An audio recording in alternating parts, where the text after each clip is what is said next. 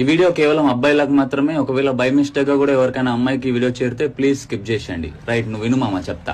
నీ బ్రేకప్ నీ తప్పు వల్ల లేక తన తప్పు వల్ల అయ్యింది అని నువ్వు అనుకుంటున్నట్టయితే నువ్వు 100% తప్పుడు ఆలోచనలోనే బతుకుతున్నావు. ఎందుకంటే ఇవాళ రేపు బ్రేకప్లు కావాలని బాగా పకడ్బందీగా ప్లాన్ చేసి బ్రేకప్లు అవుతున్నాయి. తను నిన్ను వదిలేయాలనుకుంది.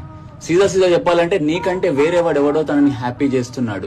అందుకనే నీ లోపల తప్పులు వెతుకుతారు. ఒకవేళ నీ లోపల తప్పు దొరికిందా ఆ రీజన్ చెప్పి నీకు బ్రేకప్ చెప్తారు. ఒకవేళ నీ దగ్గర నుంచి ఏ తప్పు లేదు, నువ్వు 100% ఒక రిలేషన్షిప్ కి కట్టుబడి ఉండి ఎక్దమ్ పర్ఫెక్ట్ ఉన్నావు అనుకో, అప్పుడు తప్పులు వెతకరు. వాళ్లే కావాలని తప్పులు చేస్తారు. తప్పు మీద తప్పు చేస్తారు. తప్పు మీద తప్పు చేసి నీ అంతటి నువ్వే తను వదిలేసేలాగా చేస్తారు.